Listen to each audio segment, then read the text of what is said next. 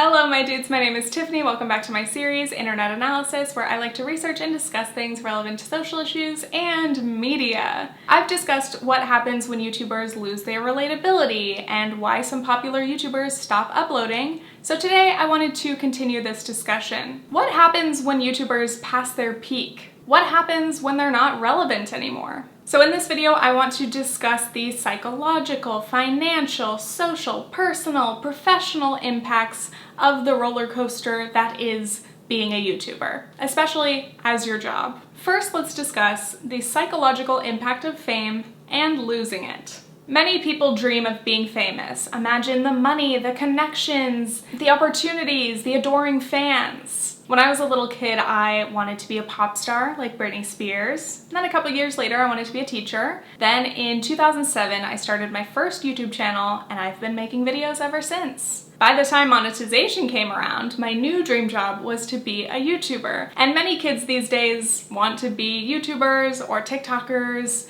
influencers in general. Now, is that a bad or harmful thing for young people? There's so much to be said about that I can't get into in this video. I think the closest thing we have to compare this to is the experience of being a child star, especially considering that many content creators become famous at a relatively young age. But these are not the only careers that have this kind of expected expiration date. For child stars, you have a limited time of being considered cute and precocious. For athletes, you only have your prime physical body for a number of years, and an injury could end your career at any second. For models and actors, you might age out of the industry by like 30, and then you're not booked for jobs anymore. Musicians, you might be a one-hit wonder. You never know. So especially I think as YouTubers, you'd have to be kind of delusional to think that you will be popular and relevant forever. We are all acutely aware that the clock is ticking. Someday the sponsorship offers and opportunities will dry up. Your views and likes will dwindle. How long will this last? And what are we gonna do when this career is over?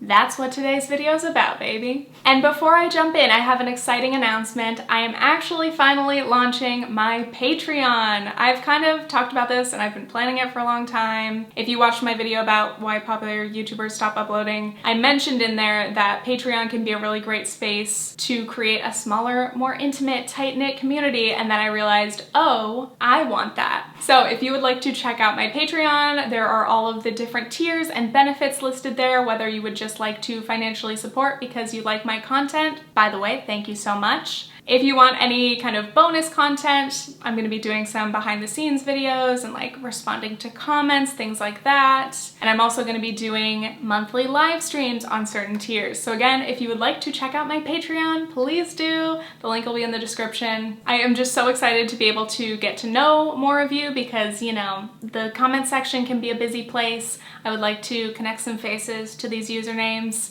And again, whether or not you would like to or are able to contribute to the Patreon, I appreciate you so much just for watching this, so my endless gratitude. Thank you for the attention. As we're talking about in this video, I know it's a limited resource, so I appreciate all of it. So let's get back into it. Fame. How does being well known affect people? Being any kind of famous or even popular can make you develop a massive ego. You kind of get this falsely inflated self. Even if you want to stay humble, it can be so hard to when you have thousands of people telling you you're talented and special and different. And after a while, you'll probably have a constant need for validation. You'll crave approval and attention. Despite the constant praise, you may even become insecure. You'll have this nagging worry in the back of your mind. When is this all gonna go away? How can I prolong this fame, my relevance, this income? Eventually, to stay sane, you have to separate your celebrity self from your authentic self in order to protect your perception of yourself as a human person rather than a brand or an image. But even that can make you feel bad because then you feel fake or two-faced. And of course, for influencers, the line between brand and self is even more blurry because your life is your content. Your content is your life. To whatever extent. Inevitably, you'll start to tie your value and your self-worth to your performance. How many followers do you have? How many likes are you getting? Relevance is relative, and it's also subjective. Someone can be massive in one corner of YouTube and yet completely unknown by other YouTube viewers. What is dream? I don't know. But now millions of their fans may hate me for even asking that. And in mainstream or traditional spaces, it's even more distinct because very few YouTubers are household names, and usually the ones that are kind of the worst. So anyway, as a creator, your own relevance is based on your audience or community's perception of you. You might assume that a creator is the most relevant when they hit their highest subscriber count, but they probably feel the most relevant when they're growing the fastest. When a creator is on the rise or blowing up, they might be considered very relevant in their genre at that moment. They're the hot new thing. The algorithm is in your favor, you're gaining way more subscribers than usual, maybe a lot of other creators are starting to watch you and recommend you. Congrats, you're relevant! For now at least. Unsustainable growth. Whether you have 1,000 subscribers or 10 million, creators have always been able to tell when their channel is doing well, or average, or not so great. But the YouTube Creator Studio really cranked the pressure up to 100, with brutal, in-your-face analytics that are practically impossible to escape or ignore. This tool is supposed to help creators see what works for their channel and what doesn't. It ranks your last 10 videos, comparing how many views they've gotten in a certain time period and other metrics like watch time and average view duration. #1 videos get virtual confetti. Honestly, the high rankings can feel so satisfying for a minute, and the low rankings can make you literally want to quit YouTube. The Creator Studio encourages constant growth. Ideally, every video would be ranked 1 out of 10, meaning that each video is performing better than the last, but that's just not sustainable. If you're not always improving, you're doing bad. It's a flop. By the way, Amanda Mariana made a really great video about this and how focusing on these kind of metrics can really interfere with your creative process, so check out that video if you're interested. The frustrating thing is we individually adjust to higher and higher numbers. Like a few years ago, if my videos were averaging 10,000 views each, that would have been amazing. But now, if one of my videos only hits 100,000 views, it's a flop in my mind. It's so warped. Your channel is dying. Let's discuss the downward slope of the roller coaster that is YouTubing. Again, we all know that our popularity won't last forever, but still it's very hard to accept once it starts declining. YouTube channels typically die a slow, painful death over a number of years. At first, your growth will stagnate, then maybe your views will start dropping, maybe you're getting less comments, less engagement than usual, but hey, maybe it's just a bad month. Then you realize you're no longer gaining subs each month, and actually every time you upload, you lose subscribers. Now again, because YouTubing is a roller coaster, it's normal to have slow periods or even times of negative growth. Your social blade can be in the red, bad, but we can always turn things around, right? Like this has happened before. Things were slow and then we got that one video picked up by the algorithm and things were great. Aside from all of that, I think the Creator Studio and our high expectations for ourselves can really warp our perception of what success is. And not just for creators, but for viewers as well. Let's say a channel is averaging 100,000 views per video. That's a successful channel, right? Well, our perception depends. If that channel has 50,000 subscribers, that's amazing. But what if they have 5 million subscribers? Now that 100,000 views seems low. Kind of embarrassing, actually. I think many of us still look at that view to subscriber ratio, even though subscribers really don't make that big of a difference on YouTube, aside from like notifications, hit that bell.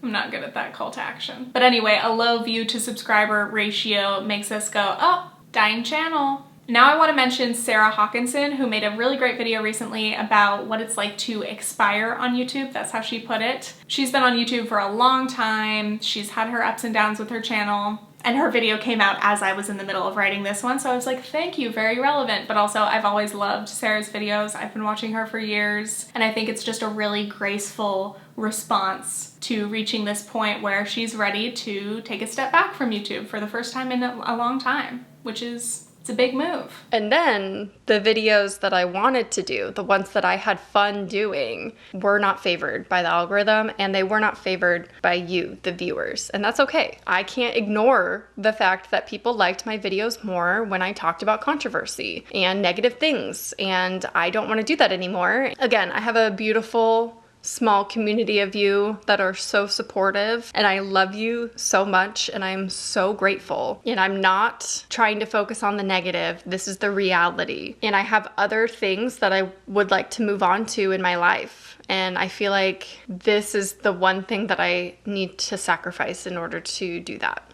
Embarrassment, shame, denial.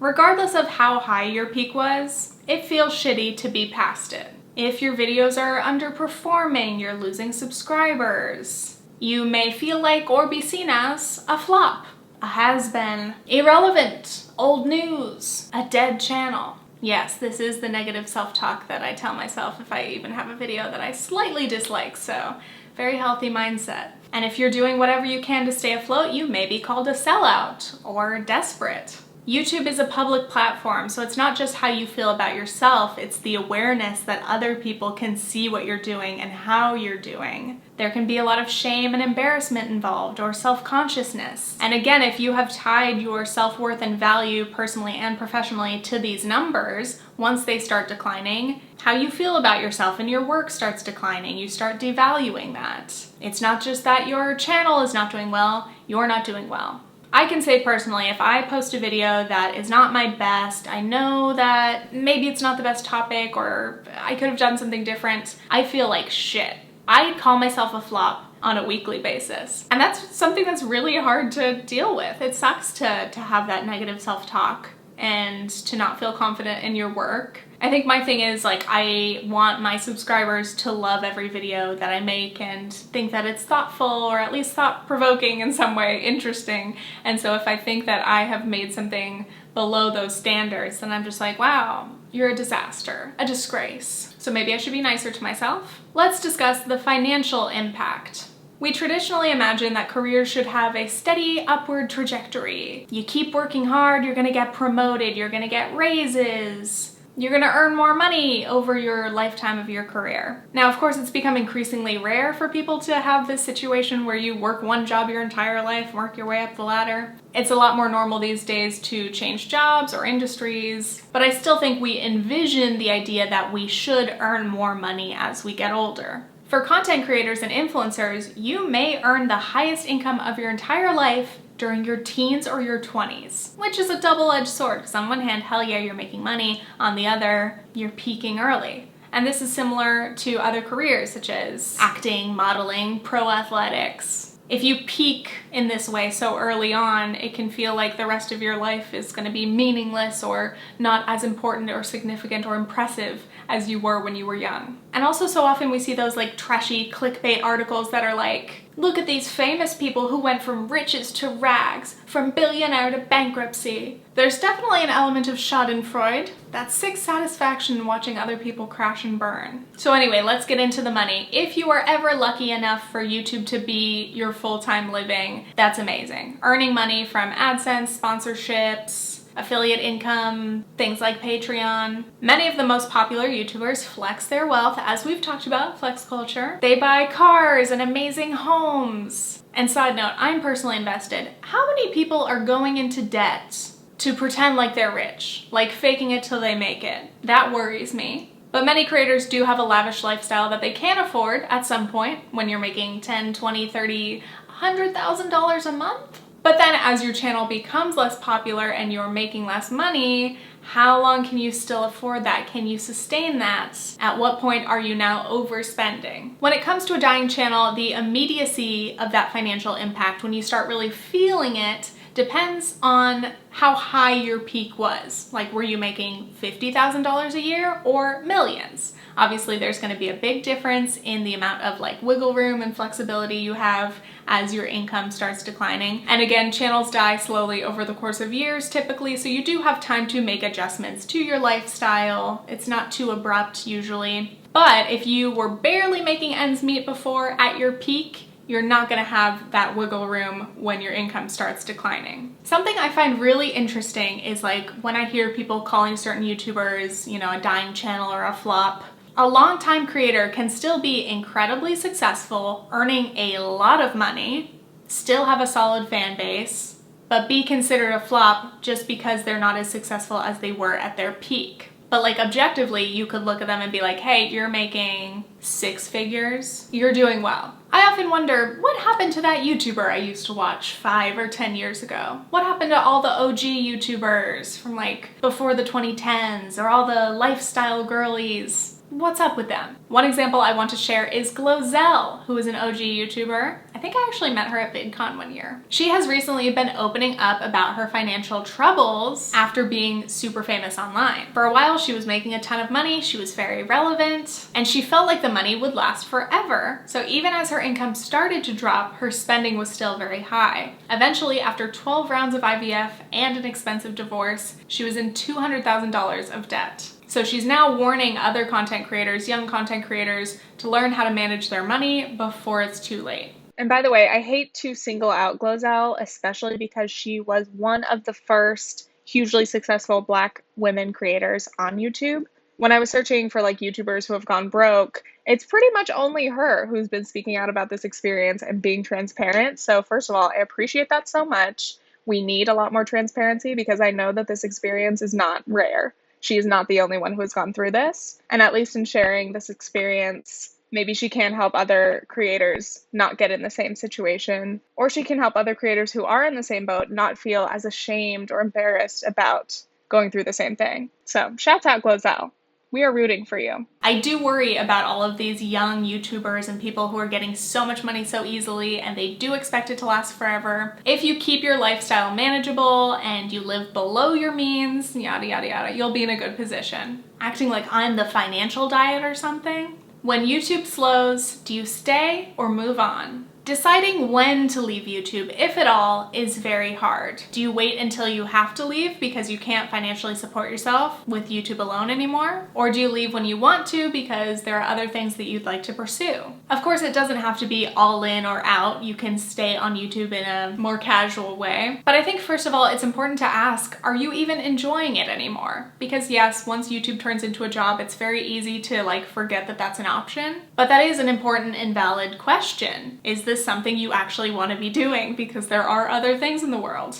Does this bring you joy and add value to your life, aside from just the income? By the way, there have been tons of great discussions about like not dreaming of labor on YouTube lately. So many good videos. I think it's great to not glorify our jobs and expect that our work alone should fulfill us. So even being a YouTuber does not have to be amazing all the time. It's not going to be amazing all the time. No work is. But as with other jobs, especially if you're in a privileged enough position to have the freedom and flexibility to change jobs, just a reminder that that's an option. I think sometimes, even despite all the stress and downsides of being a YouTuber, I think that many of us, once we're in this position, we feel like we are so lucky and this is such a rare opportunity that we almost feel like this has to be the pinnacle of success, that nothing in the world could ever be better than this, or that you could never work a different job and be happy. But that's not true. So now I want to specifically talk through these different options of what you can do, whether you decide to stay on YouTube or if you would like to leave. Stay on YouTube as long as you can. For this section, I want to highlight Graveyard Girl, who is kind of now known as the epitome of a dying channel, thanks to Shane Dawson's series about trying to save her channel. Bunny believes that she peaked in 2014 in video views and just how she felt about herself and her content. Her peak in subscribers was actually, I think, in 2018. She got near 9 million subscribers. So as explored in the Glorified Vlogs series, Bunny had gotten very popular, especially for her videos testing out as seen on TV products. Does this thing really work? And she kept doing it over and over again. She would get tons and tons of views, so it became her thing. In the series, she was given the advice to kind of expand her channel, change things up, get a little more personal and open with her viewers to try to promote that growth. And I hadn't really checked up on her since that series, which came out a few years ago. And she is still doing pretty similar videos. She's still doing those "does this thing really work" videos, vlogs, car stuff. She's got her sippy sippy. It's classic Graveyard Girl. After she was kind of given that second chance and she, in a lot of people's eyes, didn't take the opportunity, she didn't do what he advised her to do, some people have been kind of frustrated and calling her boring. Like, why doesn't she change? Why is she still doing the same thing she did 5, 6, 7 years ago? And she said basically her life and her interests have not changed, so her content hasn't changed. And it's funny because I kind of had that same reaction when I went back to check on her channel, I was like, come on, Graveyard Girl. Why aren't you changing things up? You've gotta, do something if you want to survive on YouTube. But my friend Catherine helped me question that when I told her about this. Like, why am I having that reaction? Why is it not just okay for her to continue doing what she wants to do? It's her choice to be on YouTube. It's her choice to make whatever content she wants to make. If viewers want to stay or go, that is also their choice, but that's the name of the game, I guess. On the other hand, if you do want to adapt and evolve, how can you revive a dead channel? How can you pursue a comeback? Typically, the advice that we're given on YouTube is that you always have to keep changing because YouTube changes and the audience changes, and so you've got to change, you've got to adapt to stay alive. You can't keep making that same boring, stale content forever. I mean, honestly, you will probably have this loyal group of followers who will watch you no matter what, and actually you'll probably have viewers who love that old content. Sometimes viewers don't like seeing creators change because they like what they used to know you as. But typically when it comes to the advice on how to grow your channel, that is the recommendation, that is the advice. You've got to change things up. You've got to look at what's trending, what's popular, what styles of videos. I found a great example of a creator that has had a pretty awesome comeback, and that is WheezyWaiter. WheezyWaiter is another OG YouTuber. He's been making videos since 2007, and I watched his videos starting like years ago. His peak was between 2010 to 2012, and he used to make daily videos. Very impressive. They were less than 5 minutes long, but they were very absurd. Like absolutely nonsensical. I just loved them. But after years and years, his channel was starting to die. The views were going down. Craig made a video how he saved his channel. Basically, he adapted. He realized he wanted to start making longer videos. He wanted to do work that involved a lot more time and research, so he couldn't post daily anymore, but he was gonna focus on quality over quantity. And in the past few years, he's kind of been specializing on these like curiosity videos, like asking questions. Why do people like this? Or what happens if I do this for a month? He got 11 million views on his avoiding sugar video, so that one went viral and definitely helped jumpstart his channel. And with this new series and this new format, his new viewers had a lot of stuff to continue watching. And this content isn't reinventing the wheel. It still includes a lot of his classic Craig humor and a little bit of absurdity. It's smart, it's funny, but also, and importantly, the titles and thumbnails are very searchable and they're usually pretty trendy kind of topics, so that is good for growth. There are plenty of success stories like WheezyWaiter. It is definitely possible to have a comeback, and on YouTube, again, highs and lows, peaks and valleys. It is always possible to start growing again, or at least reach a new audience, whether you would like to change your content or maybe some new people will just come see what you've been doing all along. Throughout my YouTube history, there was a point, I think my sophomore year in college, where I was close to actually quitting YouTube. But then things changed and I got new subscribers when I studied abroad in France. And then my channel slowed down again because I was uninspired. And then actually starting internet analysis accidentally became the new revival of my channel, and that has been like everything out of my main content for like the past 3 years now. So you never know if you might stumble upon a new idea that could change everything. Even an old-time YouTuber like me. Next option, you can change your platform or focus. If you would still like to stay on YouTube in some capacity, but maybe not stay on your main channel. As I mentioned in the Why Popular YouTubers Stop Uploading, one strategy that's pretty common lately is for creators to kind of abandon their main channel in favor of their vlog channel. Again, your most loyal viewers, the people who are most dedicated to you, are probably going to be most interested in that kind of personal content. Another trend is to switch to podcasting, or at least supplement your YouTube and Instagram work with podcasting. There are a lot of benefits to podcasting, especially if you have a co-host. It can just be a lot more relaxed, and the format is nice and predictable. For a lot of creators, I think it's easier to sit down and record a podcast with a friend than to make main channel content. Then we've got things like streaming on Twitch, which has become increasingly popular. Everybody's streaming these days. Finally, when it comes to leaving YouTube or the internet completely, get a regular job? What do you mean? Among YouTubers, there can be this kind of fear or rejection of the idea of getting a regular job. It might be that we feel like we're too special, too creative, too free to work that 9 to 5 or service job life. And full-time YouTubers do get used to a lot of freedom. You work for yourself, you get to dictate your own schedule, your own time off. You're probably earning a much higher income than you would be at a typical salaried job. So I don't think I've even mentioned this yet, but yeah, being a YouTuber is a very rare and very privileged position. Let me always emphasize that. Another aspect of this fear is that for some YouTubers, this literally has been the only job they've ever had. This is the only way they've ever earned money. Some literally don't know what it's like to work for minimum wage. And that can definitely warp your perception of what work is and what hard work is.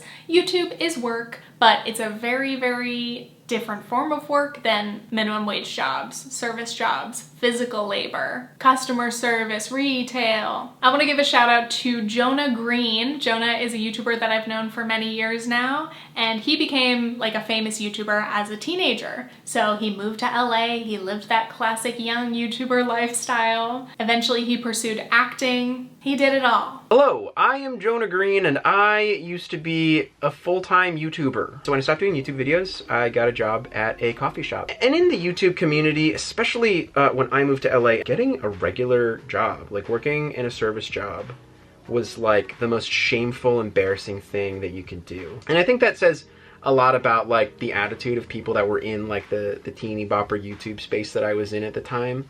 But it also says a lot about the level of privilege that I was living under, because I did not have to work a regular job. I didn't understand the value of money at the time. I would just like make a video and do a brand deal. And even though I didn't like have a lot of money, I knew that like, okay, well, like I can always just get more. And so like when the money stopped coming in, it was like, oh, this money was valuable and I like should have understood how to save it.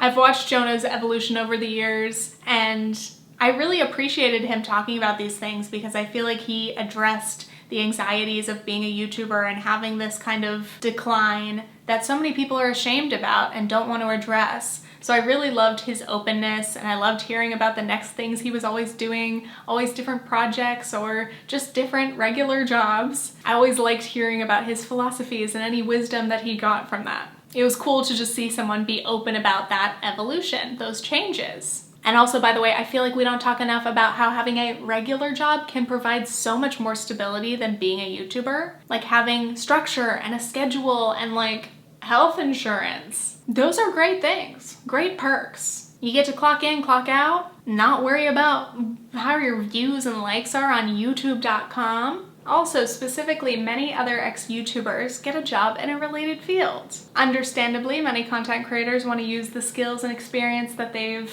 cultivated in a job, perhaps in digital media in some form. For example, Casper Lee has co-founded multiple companies, including an influencer marketing company and a talent management firm. Some YouTubers end up pursuing other creative things, like music. We have Troye Sivan, The Icon, Dodie, Tessa Violet. You also have the option to go back to college, or go to college if you did not go, because many influencers, YouTubers, especially if they're very popular when they're young, they may choose to hold off and not go to college during their peak popularity because they want to take advantage of the opportunities, and maybe when things slow down, it makes sense to go in the future. Also, by the way, Grace Helbig is currently working on her master's degree. She hasn't like quit YouTube or anything, but I think it's really cool that she is going back to school right now. Finally, in conclusion, losing relevance is not the end of the world, and it can actually be a good thing. I wrote this video and wanted to think about it because this is something that's on my mind all the time as a YouTuber. Tick, tick, tick.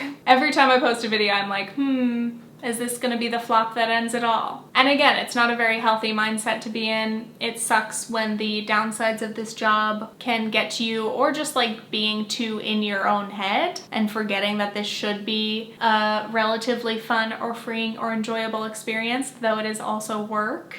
But one interesting thing that I found in researching this video is how often creators talk about, being past their peak, but they talk about how it's actually made them happier because they're not as stressed. There's not as much concern and pressure about making everything amazing and fantastic. It's like they just get to enjoy doing what they want to do. You don't have to worry as much about algorithms or what your audience is gonna think, or what if people unsubscribe. Fuck it, if people unsubscribe, that's fine. They can do that and you don't have to worry about it. You don't have to take it personally. It makes sense that people including your viewers, will grow, and sometimes people grow apart, and sometimes that means, you know, they're not gonna watch your content anymore, and that's okay. To be able to get to the point where you can post and just vibe, just be chilling, and not worry about how many views it's gonna get or how much money it's gonna make you is great. So whether you're doing YouTube as like just a part-time gig for some extra coin, or if it completely reverts back into a hobby like it was when you started YouTube, that is just pure fun. There's no pressure, no strings attached. To get to the point to be like, who cares if I'm relevant? Why should I invest so much energy and emotional weight into something that is inherently fleeting? To end, I just want to read some tweets from the iconic Charlie McDonnell, who is an OG YouTuber. He went by the name charlieissocoollike, and he stopped making videos a couple years ago. This is part of his thread. I have essentially quit the YouTube thing, which is weird because it's been a part of my life for so long, but it's also been a very healthy choice for me. It's helped me to learn that my value as a creator and as a person can extend beyond being charlieissocoollike. Turns out that tying up your perceived worth with your level of success on a website is a very bad idea. I found myself much happier creating things that don't need to have my face on them in order to exist. I find it helps to pick your own metrics for success rather than blindly following the prescribed ones. For me, that was putting depth of connection over sheer amount of it. I always strive to make what I wanted to make, algorithms be damned. And I think that's a good note to end this on. If you are a YouTuber, regardless of the size, just remind yourself that you can pick your metrics of value. You can decide how you want to perceive your work and your worth as a creator. We don't need to subscribe to this idea that we always have to be chasing for more views, more subscribers, and that if things dip, then somehow you're worth less. No, that's not true. The funny thing is, a lot of times, a creator's best work or what they enjoy the most or the things that impact the most people the deepest are not their most viewed videos. They're not their videos that made the most money. Note to self. Thank you guys so much for watching the whole video. I appreciate it so much. And once again, if you're interested in checking out my Patreon, go see those tiers, go look at those benefits. That means a lot to me. I appreciate all of you. By the way, tonight I do not have any small channel shoutouts. I do have more people on my list for next time, but it's so late and I just need to stop talking now. Stay tuned for a future internet analysis video. Okay, thanks, bye.